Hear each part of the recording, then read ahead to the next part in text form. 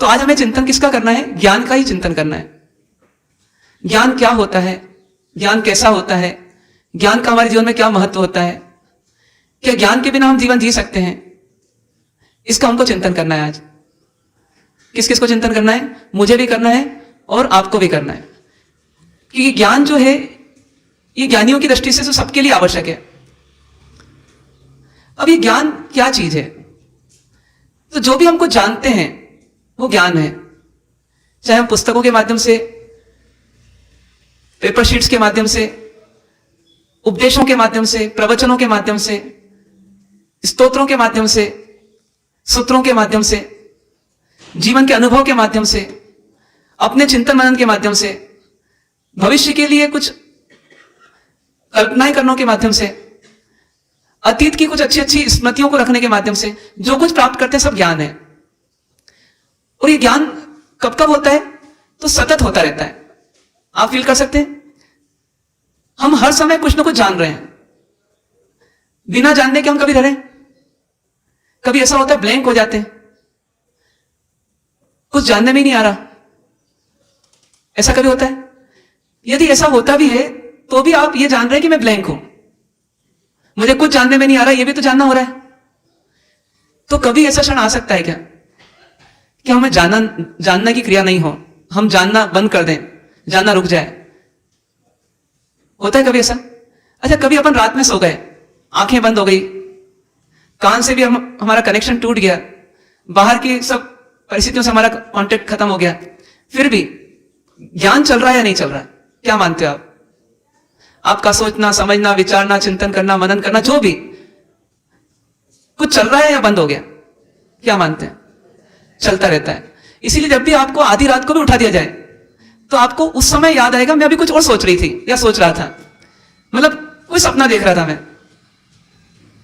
इसका मतलब हम कंटिन्यूसली जानते रहते हैं कुछ ना कुछ।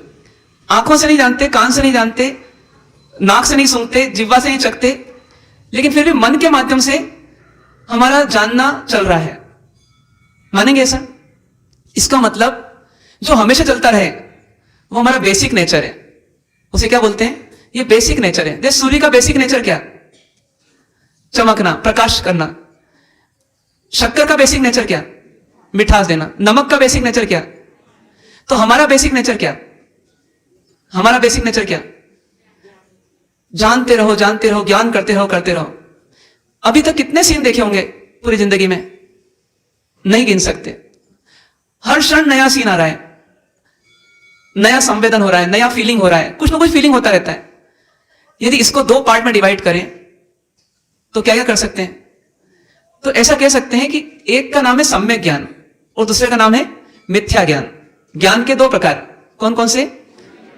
सम्यक ज्ञान और मिथ्या ज्ञान। जो ज्ञान सही हो उसका नाम सम्यक ज्ञान, और जो ज्ञान गलत हो उसका नाम मिथ्या ज्ञान। जो ज्ञान सही हो सम्यक ज्ञान, जो ज्ञान गलत हो उसका नाम मिथ्या ज्ञान। जैसे मान लीजिए कि यहां पर एक पाइप रखा हुआ है। अब आपने तो प्रवचन अटेंड किया, आपने देखा पाइप है, आप देख करके आए, यहां पर पासक्षेप लिया, चले गए। ऐसे करते करते शाम हो गई, रात हो गई, अंधेरा हो गया। इतने में कोई व्यक्ति आए बाहर से, मान ली बेरला से आए। अब उन्हें देखा यहां पर, और देख करके जैसे ही दूर से देखा, 10 फीट दूर से या 20 फीट दूर से, और उन्होंने कहा सांप है। क्या बोला? सांप है। अब जितने वहां आ रहे थे पीछे पीछे वो भी क्या हो गए? वहीं से रवाना हो गए। भैया ज्ञान की आराधना तो आप आज दिन भर नहीं की तो रात में नहीं करेंगे तो क्या अंतर पड़ेगा? लेकिन सांप से बचना है पहले। सांप है, सांप है, वो जिसको जा रहे हैं वो बता रहे हैं सांप आ गया, सांप आ गया। और कुछ लोग बोल रहे हैं देखो चमत्कार हो गया, आज ज्ञान पंचमी के दिन सांप आया, धरने देव आ गए। सब अपने अपने तरीके से सोच रहे हैं। अब बताइए वो ज्ञान कौन सा ज्ञान है? उसको ज्ञान को क्या बोलेंगे? मिथ्या ज्ञान। क्योंकि जो सच नहीं है वो मिथ्या ज्ञान, और जो सच है वो सम्यक ज्ञान। और हमने इतना सब कुछ जाना होगा पूरे जीवन में, तो उसके भी दो पार्ट करना पड़ेंगे। कभी कभी गलत फहमी हो जाती किसी के बारे में, कभी कभी गलत इमेज बन जाती किसी के बारे में। ये सब क्या चल रहा है हमारा व्यवहारिक जीवन में भी? ये गलत ज्ञान ही चल रहा है। अब ऐसा हमको दोनों ज्ञान हो सकते हैं। ज्ञानियों को कौन सा ज्ञान होता है? ज्ञानियों का ज्ञान सम्यक होता है, परमात्मा का, सदगुरु का, इनका ज्ञान सम्यक कहलाता है, क्योंकि ये सच को सच बताते हैं और झूठ को झूठ बताते हैं। और अज्ञानी क्या करता है? झूठ को सच और सच को झूठ। अब हम कौन सी कैटेगरी में हैं? हम कौन सी कैटेगरी में हैं? सच को झूठ या सच को सच? तो हम में से कौन मानेगा कि मैं झूठा हूं? लेकिन थर्मोमीटर लगाए नहीं तब तक तो हम भले ही बोलते हैं बुखार नहीं बुखार नहीं, लेकिन थर्मोमीटर जब लगाएंगे तो असलियत सामने आएगी। तो हमें यहां देखना पड़ेगा कि कौन सा ज्ञान है मेरा। अब इसके लिए हमको क्या करना पड़ता है? ज्ञान पंचमी की आराधना करना पड़ती है। ज्ञान पंचमी की आराधना में हम कितने ज्ञान को नमन करते हैं? 5 ज्ञान को। कौन कौन से? ज्ञान के 5 प्रकार होते हैं ना, मति ज्ञान, शुद्ध ज्ञान, अवधि ज्ञान, मना परे ज्ञान और केवल ज्ञान। इन 5 ज्ञान में केवल ज्ञान हमेशा सम्यक ज्ञानी होता है। मना परे ज्ञान दूसरे के मन को जानता है, लेकिन वो भी ज्ञानी सम्यक ज्ञानी होते हैं। अब ये बाकी 3 जो होते हैं ना, मति, श्रोत और अवधि ज्ञानी, मति ज्ञान वाले क्या करते हैं? इंद्रियों से जानते हैं और मन से भी जान लेते हैं, पुराना भविष्य का थोड़ा बहुत। फिर श्रुत ज्ञानी क्या करते हैं? वो मन से चिंतन मन ज्यादा करते हैं, वो किसी चीज को डीप थिंकिंग करते हैं, गहराई में जाके सोचते हैं, तो उनको बोलते हैं शुद्ध ज्ञान। और अवधि ज्ञान मतलब क्या? कि डिस्टेंस में भी, चाहे वो पास्ट हो और चाहे यहां का डिस्टेंस हो, वो उसको भी जान लेते हैं, जो चीज यहां नहीं है उसको भी जान लेते हैं, एक सीमा तक, एक लिमिट तक। तो उसे क्या बोलते हैं? अवधि ज्ञान। लेकिन ये 3 ज्ञान में से 2 ज्ञान तो आपको हमको सबको है, मति ज्ञान और शुद्ध ज्ञान। लेकिन ये 3 ज्ञान जो होते हैं, जिसको भी होते हैं, उसका अगला प्रश्न ये होता है कि ये 3 ज्ञान सम्यक भी हो सकते हैं और मिथ्या भी हो सकते हैं। इसका मतलब हमारा ज्ञान सम्यक भी हो सकता है, मिथ्या भी हो सकता है। भले हम इंद्रियों से जान सकते हैं, भले मन से चिंतन मनन कर सकते हैं, लेकिन फिर भी वो कैटेगरी 2 हो सकती है, सम्यक भी और मिथ्या भी। तो अब हमें सोचना है कि हमारा ज्ञान कौन सा ज्ञान है। तो देखिए, सबसे अच्छी परिभाषा कि जिस ज्ञान से हम सुखी रहें, वो ज्ञान कौन सा? वो सम्यक ज्ञान। सम्यक ज्ञान मतलब क्या? वह ज्ञान जिससे हम सुखी रहें, खुश रहें, शांति में रहें, आनंद में रहें। और मिथ्या ज्ञान मतलब क्या? वह ज्ञान जिससे हम ही अपने आप को दुखी करें, अशांत करें, बेचैन करें, उसको बोलते हैं मिथ्या ज्ञान। तो कभी आप दुखी होते हैं क्या? कभी आप दुखी होते हैं क्या? क्रोध आता है क्या? आवेश आता है क्या? अशांति होती है क्या? समझ जाइए, कई संभावना है कि हम कौन से ज्ञानी हैं? मिथ्या ज्ञानी है। अभी ज्ञान की आराधना मिथ्या ज्ञानी को सम्यक ज्ञानी बनाने के लिए है। तो और कैसे है मिथ्या ज्ञान हमारे को, उसको सोचते हैं अपन। जैसे मान लीजिए कि आज आपका उपवास है और आज नौकारसी आपको नहीं मिली, आपको कोई तकलीफ नहीं, आपने मेरा उपवास है। कल आप यात्रा में थे, कहीं पहुंचना था, भोजनशाला में पहुंचे और भाई ने बोला कि नहीं आज तो खाना बना ही नहीं, नौकारसी बनी नहीं। ठीक है, आपका विचार चलने लगा। ये विचार आपको क्या बोल रहा है? नहीं, इसमें टाइम लिखा हुआ है 7:30 बजे का बोर्ड पर, तो अभी तक ये क्यों नहीं बना खाना यहां पर? ये कर्मचारी ऐसे ही होते हैं, ये ट्रस्ट की व्यवस्था ऐसी होती है। मतलब दुनिया भर के हमारे वो क्या आने लगे? विचार आने लगे। और ये सब विचार हमें कहां ले जा रहे हैं? सुख की ओर कि दुख की ओर? दुख की ओर ले जा रहे हैं। अब ज्ञानी क्या बोलते हैं? इसमें मिथ्या ज्ञान आ गया। कहां आ गया मिथ्या ज्ञान? जिस चीज को हम जानते ही नहीं है, हम सोचते हैं हमने सही जाना, लेकिन नहीं, गलत जाना। जो जो देखा वीत राग ने, सो सो होसी वीरा रे। क्या मतलब इसका? जो जो देखा वीत राग ने, सो सो होसी वीरा रे, अनहोनी होसी नहीं कभी, काहे होत अधीरा रे। मतलब क्या? कि जो जो किसने देखा? परमात्मा ने, केवल ज्ञान में देखा, वैसे ही होता है, अनहोनी कभी होती नहीं है। तो काहे होत अधीरा रे, हे जीव तू पेशेंस क्यों खो रहा है? तू अधीर क्यों हो रहा है? तू बेचैन क्यों हो रहा है? क्यों दुखी क्यों हो रहा है? इसका मतलब हमने इस बात को भूल गए हम कि वो तो होना था वैसा, वो तो योगी वैसा था, उसमें उसकी क्या गलती? और हम अपनी तिकड़म लगा रहे हैं, अपनी सोच लगा रहे हैं और सोच रहे हैं कौन दुखी हो रहे हैं? स्वयं ही दुखी हो रहे हैं। अब इतना ही अंतर है सम्यक ज्ञान और मिथ्या ज्ञान में। मिथ्या ज्ञानी क्या कर रहे हैं? मिथ्या ज्ञानी ऐसा सोच रहे हैं कि बहुत समझदार है, सम्यक ज्ञानी थोड़ा सोच रहे हैं मानो ना समझ है। लेकिन मिथ्या ज्ञानी की स्थिति कैसी है कि मिथ्या ज्ञानी खुद ही सोच रहा है और खुद ही दुखी हो रहा है, सम्यक ज्ञानी सोच रहा है और सुखी रह रहा है। वास्तव में आपको नौकारसी मिलना नहीं थी, यह सच्चाई थी जो परमात्मा ने 2500 साल पहले देख ली थी, और उसके पहले आदिनाथ भगवान ने भी देख ली थी, उसके पहले अनंत चौबीसी में दिख गई। लेकिन हम फालतू दुखी होते रहते हैं। आप एक ही चीज सोचते, उतना तो नहीं सोच सकते केवल ज्ञान में क्या दिख रहा था, ये तो नहीं जानते, लेकिन आप एक ही चीज सोचते, कल का उपवास मैंने किया ना, तो कल नौकारसी नहीं लेना मैंने, तो क्या अंतर पड़ा? चला ना काम, क्योंकि मेरा मन बना हुआ था, मेरी सोच की दिशा यही थी कि आज मुझे नहीं लेना है, मिले तो भी नहीं लेना है। यदि मेरी सोच ये होती कि मिलना होगा तो मिलेगा, मिलेगा तो लेंगे, नहीं मिलेगा तो नहीं लेंगे, मैं क्यों बेचैन बनूं, क्यों दुखी बनूं? ये सोच सही थी या आपने सोचा वो सोच सही थी? किससे आप सहज बनेंगे, किससे आप शांत बनेंगे, किससे आप परिस्थितियों में जीना सीख जाएंगे? तो पहली सोच से, जो जो देखा वीतराग ने सो सो होसी विरारे। ये एक उदाहरण दिया आपको, सिर्फ ये उदाहरण दिया आपको।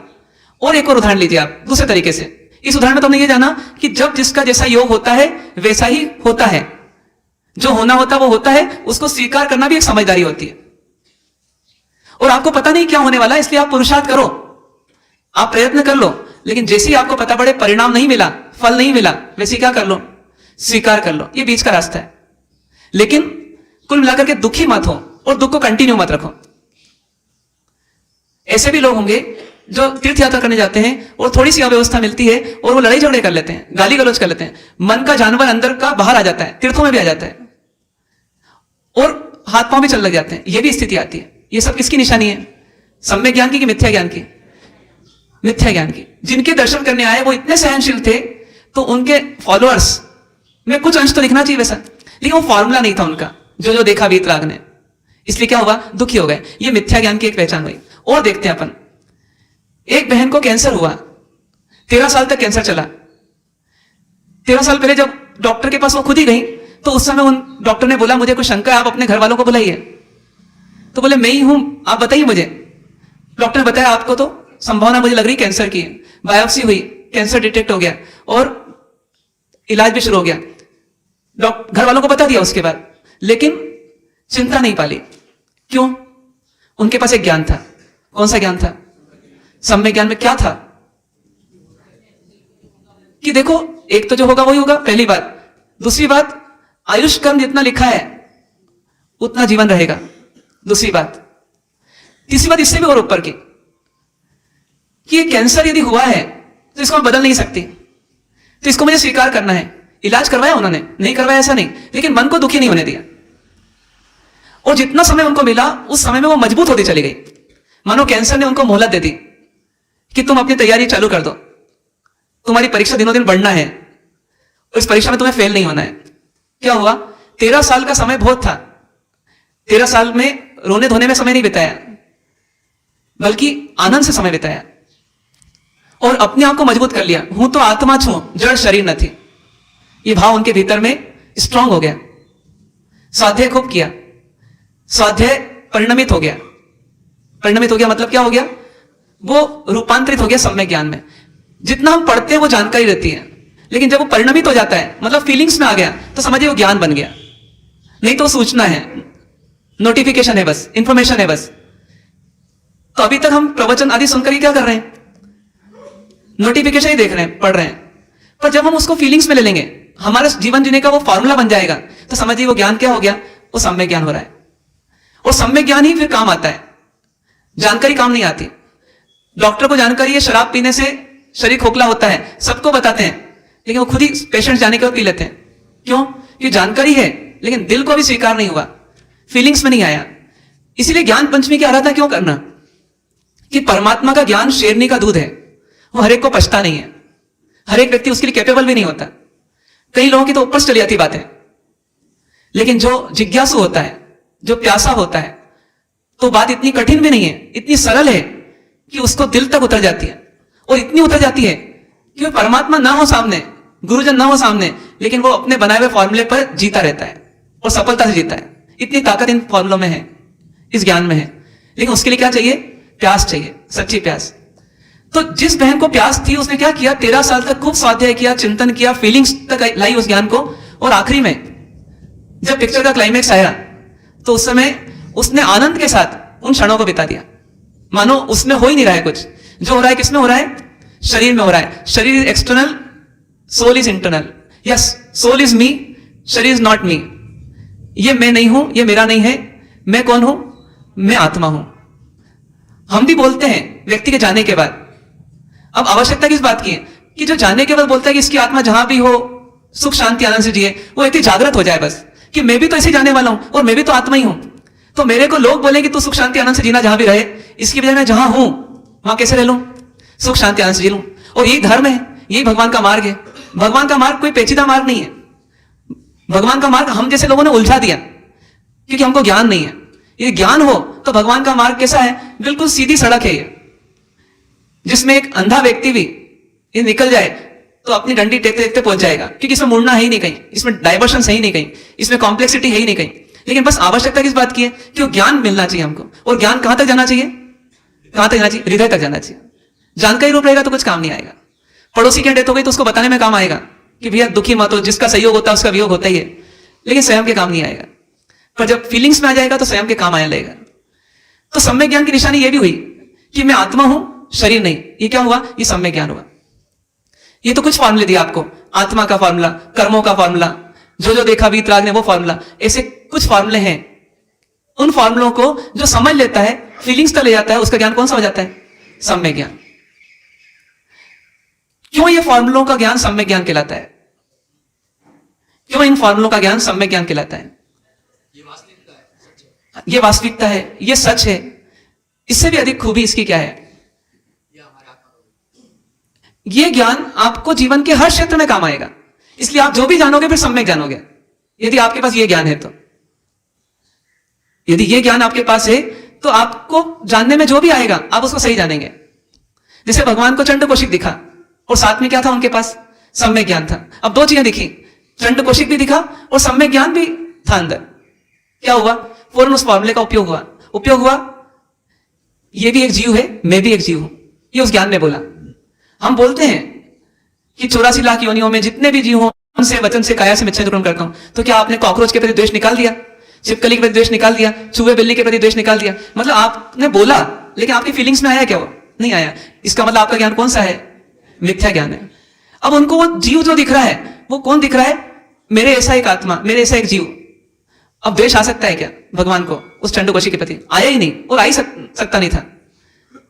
उल्टा क्या हुआ? उनकी पॉजिटिविटी ने किसको पॉजिटिव कर दिया? चंड कौशिक के ज्ञान को ही पॉजिटिव कर दिया। इतनी ताकत थी उस पॉजिटिव ज्ञान में। और क्या हुआ? दोनों मित्र हो गए, एक तरह से गुरु शिष्य हो गए। झगड़ा दूर हो गया, काटना और मारना ये खत्म हो गया। दोनों एक ही पथ के पथिक हो गए। दोनों को शांति मिली, दोनों को आनंद मिला। किसकी देन? ये सम्यक ज्ञान की देन। नंदीवर्धन भाई ने मना कर दिया भगवान महावीर को कि नहीं जाना अभी। जिसकी इच्छा दिल से संयम लेने की है, वैराग्य पथ पर आगे बढ़ने की है, कहां पर? जब मां के गर्भ में थे तब भी और उसके पहले के जन्मों में भी। लेकिन जब जाने का समय आया, अभिग्रह पूरा हुआ, तो भी भाई ने मना किया। क्या हो गया? रुक गए। तो रुके तो दुखी होकर के रुके या शांति से रुके? ना खुश थे कि मुझे रुकना पड़ रहा है और ना दुखी थे कि मुझे रुकना पड़ रहा है, लेकिन अंदर में सहज थे, प्रसन्न थे, शांति में थे। शांति आपके सुख जैसी भी नहीं है और शांति आपके दुख जैसी भी नहीं है। शांति कैसी है? जिसमें कि सहजता रहे, स्वीकृति रहे, स्वीकार भाव रहे कि जो है उसमें मुझे जीना है, कोई कंप्लेंट नहीं। ऐसी शांति किसको थी? भगवान महावीर को। तो उसको आप क्या बोलेंगे? क्यों थी वो शांति? क्योंकि जिस समय नंदीवर्धन ने मना किया उस समय कौन से ज्ञान ने उपयोग किया? कौन से ज्ञान का उपयोग हुआ? सम्यक ज्ञान का। तो उस ज्ञान ने क्या कर दिया? उस परिस्थिति में जीना सिखा दिया।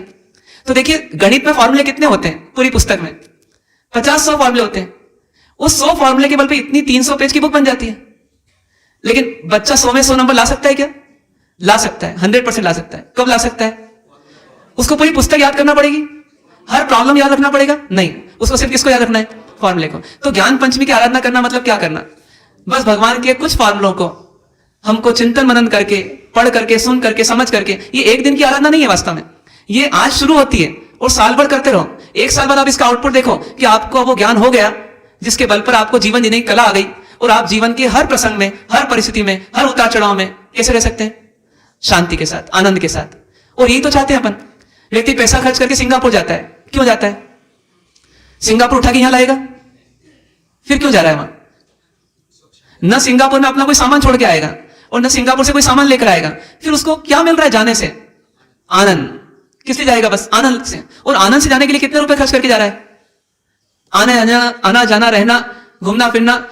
एक व्यक्ति का भी 1-2 लाख रुपए तो मामूली बात है। और यदि 5 लोग गए घर के तो 10-15 लाख हो जाएंगे, 8-10 लाख हो जाएंगे। सोचिए क्यों कर रहा है इतना खर्चा? एक व्यक्ति शादी ब्याह रचा रहा है, 1 करोड़ रुपए खर्च कर रहा है अपनी बेटी की शादी में। क्यों? क्या मिलेगा उसको शादी में? बस बेटी ससुराल तो जाएगी और कौन सी गारंटी कि वहां सुखी रहेगी? हो सकता है आज गई और 1 साल बाद, 1 महीने बाद, 1 सप्ताह बाद वापस आ जाए दुखी होकर के, लड़ झगड़ करके। जितना खर्चा शादी में नहीं किया उससे ज्यादा आप डाइवोर्स के सब फॉर्मेलिटीज में कर रहे हैं। लेकिन क्यों करता है व्यक्ति इतना सब कुछ? उत्तर क्या मिलेगा? बस आनंद के लिए। इसलिए करते हैं ना अपन, टीवी इसलिए देखते हैं, मोबाइल इसलिए चलाते हैं, पैसा इसलिए कमाते हैं कि जीवन में क्या रहे? आनंद रहे। पर आनंद रहता है क्या? क्यों नहीं रहता है? क्यों नहीं रहता? क्यों गुटखा खाना पड़ता है? क्यों तंबाकू खाना पड़ता है? भैया स्ट्रेस बढ़ जाता है तो कम तंबाकू खा लेते हैं, थोड़ा डाइवर्ट हो जाते हैं। क्यों करना पड़ता है सर? क्यों इतना डेकोरेशन घर का करना पड़ा दीपावली में? क्योंकि आपके पास आनंद नहीं था, आनंद देख देख के आता, इसलिए आपने देखने की व्यवस्था की, किसने घूमने की व्यवस्था की। आनंद क्यों नहीं आ रहा? कभी सोचते हैं आप? क्यों नहीं ऐसी स्थिति आती कि मैं कंटिन्यूअसली आनंद में ही रहूं, मैं खुश रहूं, शांति में रहूं? कोई पूछे कि आप कैसे हो, तो फॉर्मेलिटी के लिए नहीं, अंदर से आवाज निकले मैं आनंद में हूं, लाइट हूं एकदम। ऐसा क्यों नहीं आता? बता सकते हो आप क्यों नहीं आता? सिर्फ एक ही कारण है। क्या कारण? हर पैसे को देखने का नजरिया अलग हो जाता है। ज्ञानी का भी अलग नजरिया रहता है। बस हमारे पास वो सम्यक ज्ञान के फॉर्मूले नहीं है, उनके पास सम्यक ज्ञान के फॉर्मूले होते हैं, उसके बल पर वो जीते रहते हैं। सोचिए, एक बार जीवन में वो ज्ञान पा लिया, फिर जीवन भर की छुट्टी, फिर पुण्य के उदय में भी आप जी सकते हो आनंद से। लेकिन आश्चर्य किस बात का है कि पाप के उदय में भी आप जी सकते हो आनंद से। भगवान आदिनाथ जी को आहार नहीं मिला 400 दिन तक। कोई उनसे पूछे कि, या उनके बारे में पूछे कि उनका शरीर कैसा हो गया? एकदम कृश हो गया, कमजोर हो गया। क्या हो गया? बस घूमते थे रोज राहों पर, मिलता नहीं था। कोई दुखी व्यक्ति होंगे, ऐसा बाहर से फीलिंग हो सकती है, लेकिन अंदर से उनसे जान करके पूछे अपन कि आपके अंदर क्या फीलिंग चल रही परमात्मा, तो क्या बोलेंगे? आनंद है। किस बात का आनंद है उनके पास? ना भोजन है, ना पानी है, ना आसरा है, ना घर वाले हैं, ना हीरे माणिक मोतियों से कोई सरोकार है। तो फिर कौन सी चीज ऐसी है जो उनको आनंद दे रही है? बस इतना से आप तुलना कर लो कि जिसके पास कुछ भी नहीं है उसके बाद भी कुछ ऐसा है जो आनंद देता है और कंटिन्यूस आनंद मिलता है। बस वो आनंद उनके पास ज्ञान का आनंद है। एक्चुअली किसका आनंद है? ज्ञान का आनंद है। ज्ञान से अपन सोचते हैं, ज्ञान से विचारते हैं, ज्ञान से निर्णय करते हैं और ज्ञान से जीते हैं। अब यदि डायरेक्शन गलत हो जाती है तो हमारा सोच नकारात्मक हो जाता है, हमारे विचार नकारात्मक हो जाते हैं, हमारे डिसीजंस नकारात्मक हो जाते हैं और हमारा जीवन जीने का तरीका नकारात्मक हो जाता है। और जहां नेगेटिव हुआ ये तरीका, वहां हमारी सुख की जिंदगी खत्म हो जाएगी और दुख शुरू हो जाएगा। इसलिए भगवान से एक ही प्रार्थना करना कि हे परमात्मा, मैंने आज तक अपने आप को बहुत ज्ञानी माना, मैंने माना ही नहीं कि मेरे पास कुछ कमी है ज्ञान की। मैं बहुत समझदार हूं, पैसा कमाना सीख गया, परिवार चलाना सीख गया, मकान बनाना सीख गया, सब तो सीख गया मैं। लेकिन आज मुझे पता पड़ा कि हे परमात्मा, ज्ञान पंचमी की आराधना करते करते कि मेरे पास सब कुछ है, सिर्फ क्या नहीं है? सम्यक ज्ञान नहीं। ज्ञान भी है लेकिन कौन सा ज्ञान नहीं है? सम्यक ज्ञान नहीं है। हे परमात्मा, मुझे सम्यक ज्ञान मिल जाए बस। अब जब हम ज्ञान की बात करते हैं, सम्यक ज्ञान हमें पाना है, तो सम्यक ज्ञान जब पाना होता है तो तीन चीजें हमारे साथ जुड़ जाती है। एक स्वयं ज्ञान, एक ज्ञानी और एक ज्ञान के उपकरण। ज्ञान, ज्ञानी और ज्ञान के उपकरण। हमें ज्ञान चाहिए, लेकिन ज्ञान की स्थिति कैसी है? अभी ज्ञान नहीं है। अभी ज्ञान मिलेगा किससे? ज्ञानी से मिलेगा। दीपक जल रहा है और दूसरा दीपक बुझा हुआ है, आप कहते हैं नो प्रॉब्लम। क्यों? क्योंकि दीपक की लो को लाएंगे, जलते हुए दीपक की लो को, वो दीपक भी जल उठेगा। सोचिए, दीपक बहुत सारे तैयार हो, बुझे हुए, लेकिन बस एक माचिस की तीली नहीं है। कितनी बड़ी प्रॉब्लम है। ऐसे इस संसार में यदि ज्ञानी नहीं होते तो आज क्या होता? आज हम जैसे जीवों को ज्ञान नहीं मिल सकता था। तो इसीलिए ज्ञान पाने के लिए ज्ञानी की भी आवश्यकता पड़ती है और ज्ञानी के प्रति समर्पण की भी आवश्यकता पड़ती है। कितना समर्पण होना चाहिए ज्ञानी के प्रति? कितना समर्पण होना चाहिए ज्ञानी के प्रति? बताइए। कभी कभी भिखारी को 1 रुपए के सिक्के की आस है और उसको किसी ने निकाल करके 1000 का नोट दे दिया, वो क्या बोलेगा? आप कौन है? आप मानो भगवान है। क्या बोलेगा वो? भगवान हो मेरे लिए। सोचिए, 1 रुपए वाले को 1000 रुपये दे दी तो भगवान मानने लग गया। और हमें अनंत काल के सुख की व्यवस्था दे रहे हैं, वो ज्ञानी को उनको क्या मानना? उनको भगवान मानना। गुरु को क्या मानना? भगवान मानना। जिसने गुरु को भगवान माना तो स्वयं भगवान बन गया। इसलिए क्या करना? ज्ञानी को मानना मतलब क्या? ज्ञानी के प्रति 100% डेडिकेशन हो। और वो डेडिकेशन यदि नहीं हो पा रहा कभी किसी कारणवश, तो मन में पीड़ा हो, कसक हो, खेद हो, तो ऐसा ज्ञानी के साथ रिश्ता बने। मतलब ज्ञानी जो है उसके लिए मेरा जीवन क्या है? समर्पित है। दास दास हूं, दास छूं, वर्तु प्रभु आधीन। मतलब अंदर में क्या होना चाहिए कि हे परमात्मा, मैं आपका दास से दास हूं, मतलब दासानुदास हूं। परमात्मा के प्रति भी, गुरु के प्रति भी, यहां तक कि कल्याण मित्र के प्रति भी हमारा समर्पण होना चाहिए, उपकारी के प्रति कृतज्ञता का भाव होना चाहिए। तो ऐसा ये दूसरा पक्ष आता है। पहला ज्ञान, ज्ञान के लिए ज्ञानी, और ज्ञानी से कुछ पाना है तो फिर ज्ञान के उपकरण भी चाहिए। उसमें क्या आती है? पुस्तकें भी आती है, ग्रंथ भी आते हैं, ठवनी भी आती है, नौकर वाली भी आती है, पुंजनी भी आती है, मोर पीछी भी आती है। जो चीजें हमें ज्ञान प्राप्ति के लिए उपयोगी हैं वो सब चीजें उस उपकरण में आ जाती है। तो यदि ज्ञान पाना है सच्चा तो ना ज्ञानी की आशात ना हो और ना ज्ञान के उपकरणों की आशात ना हो।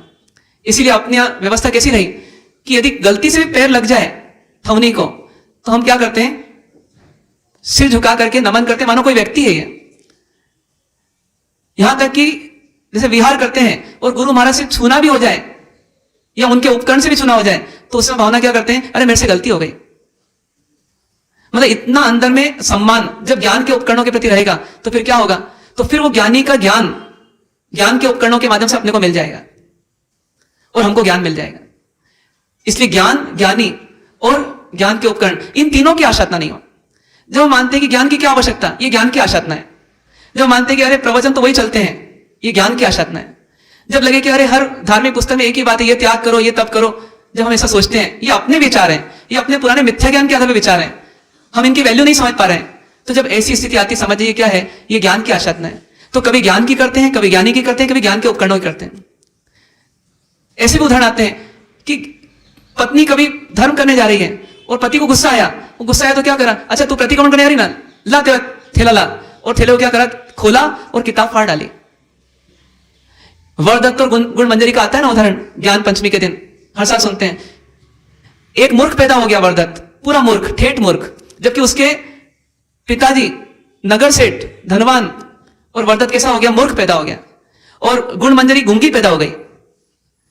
तो लोगों को आश्चर्य हुआ कि देखो इतने धनाढ्य परिवार में दोनों पैदा हुए, एक राजा का पुत्र और एक सेठ की पुत्री, लेकिन स्थिति कैसी बनी कि दोनों लाचार हैं, इतना धन होकर के भी काम नहीं आ रहा। क्या कारण है? गुरु महाराज एक बार देशना देने आए, उनसे पूर्व जन्म का पूछा तो पता पड़ा सिर्फ और सिर्फ क्या किया था इन जीवों ने? ज्ञान की आशातना की थी, जबरदस्त आशातना की, परिणाम मिला। हम भी क्या कर रहे हैं? उनका पूर्व जन्म गलत था, हमारा वर्तमान जन्म गलत हो रहा है। ज्ञानियों के प्रति हमारे मन में भी यदि गलत विचार आते हैं तो गलत है, तो हमारे तो वचनों में निकल जाते हैं। एक व्यक्ति धर्म में ज्यादा रहता है परिवार में और बाकी लोग उसको रोकने का प्रयास करते हैं। मंदिर नहीं जाना, पूजा नहीं करना, प्रतिक्रमण नहीं करना, सामायिक नहीं करना, धर्म विरोधी वातावरण पैदा होता है। क्या स्थिति बनेगी उस परिवार के सदस्यों की? एक तो पता पड़ा देवलोक चला गया और बाकी सब कहां चले गए? नरक तिर्यंच गति चले गए। हमसे भी जाने अनजाने, सोच के बिना सोचे गलतियां हुई होगी अतीत में, कई बार हुई होगी। क्या करना आज के दिन? सच्ची आराधना कहां से प्रारंभ होगी कि पहले अतीत का क्या करो?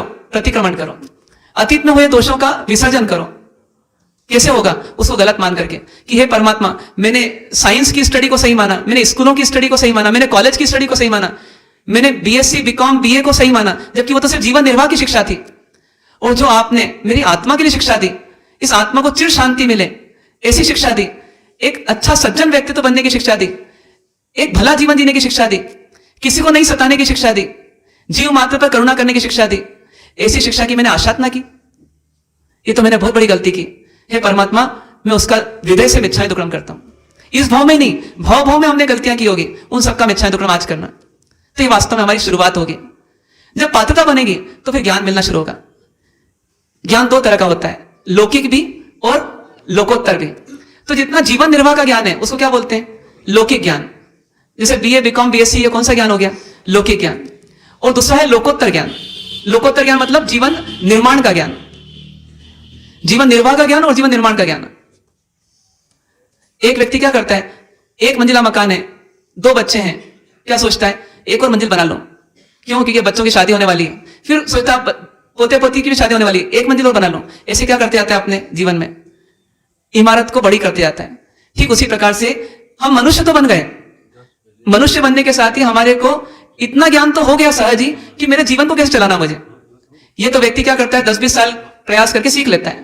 लेकिन कुछ लोग क्या करते हैं? पूरा जीवन इसी में खपा जाते हैं कि जीवन कैसे चलाना है ना। हम में से ऐसे लोग किसी उनके जीवन का लक्ष्य व्यापार है, घर है और उसमें जीवन चला रहे हैं।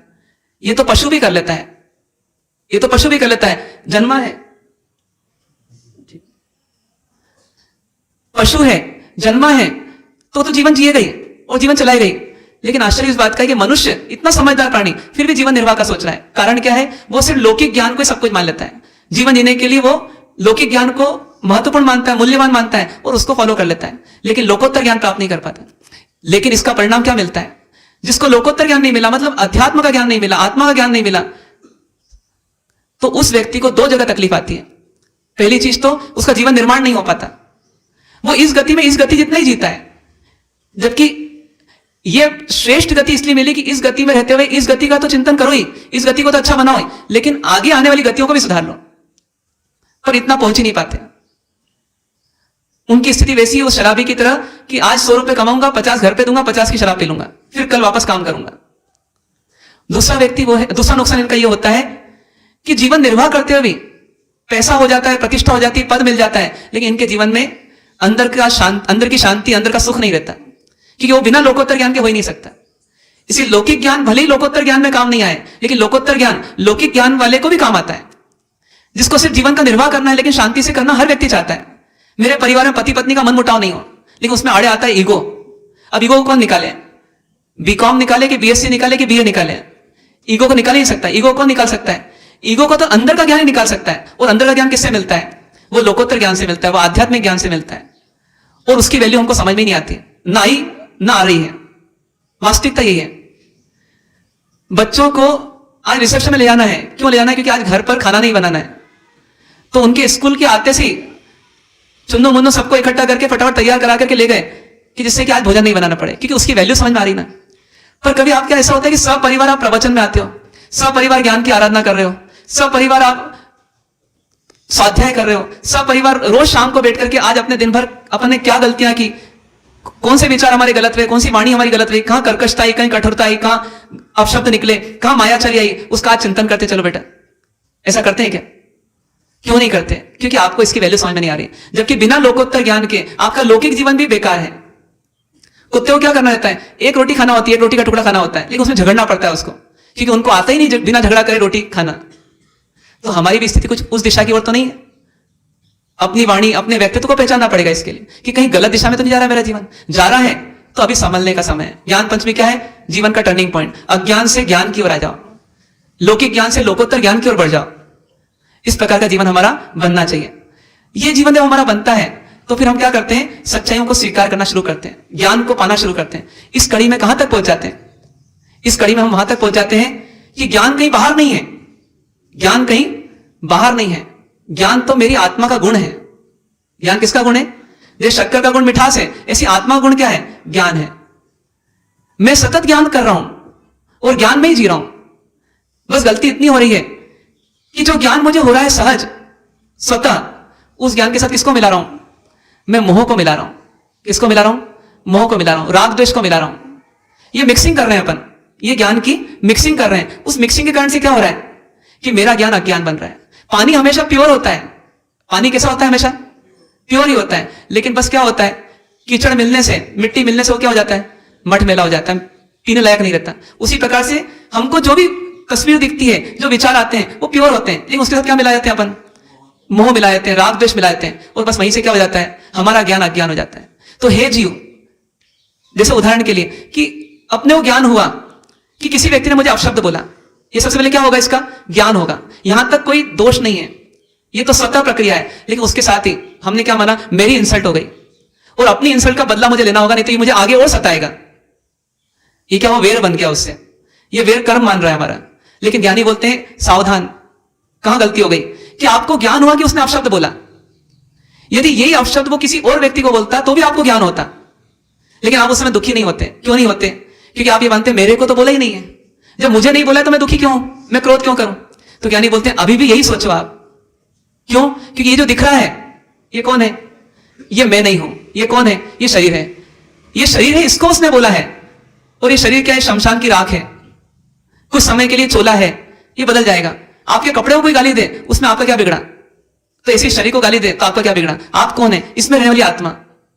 तो हे आत्मा, तू तो सिर्फ ज्ञान करती रहे, तू इस शरीर से मोह करेगी, फिर क्रोध होगा, फिर मोह होगा, राग द्वेष होंगे, और फिर तू क्या करेगी? प्रतिक्रिया करेगी। प्रतिक्रिया करते हुए क्या करेगी? और उलझ जाएगी। तुझे उलझना नहीं है तो क्या कर ले? परिस्थिति आई है, चली जाएगी। तेरा कुछ नहीं बिगड़ेगा, क्योंकि तू कौन है? तू कौन है?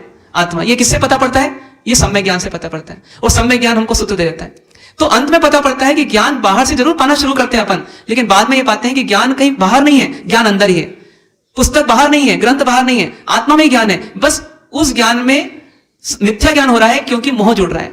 यदि यह ज्ञान सम्यक हो जाए तो आगे जाकर यही ज्ञान कौन सा ज्ञान बन जाएगा? इस सम्यक ज्ञान के बल पर यह मोह राग द्वेष मिटा देगा, और मोह राग द्वेष मिटने वाले को क्या प्राप्त हो जाता है?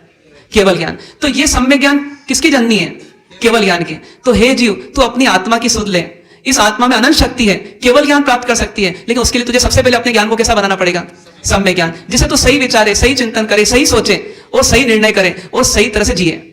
जीना ऐसा ही है कि ना मुझे किसी का बिगाड़ना है, ना मुझे किसी का बनाना है, बस मुझे तो सावधान रहना है कि मेरे ज्ञान में मोह ना जुड़ जाए, राग द्वेष ना जुड़ जाए।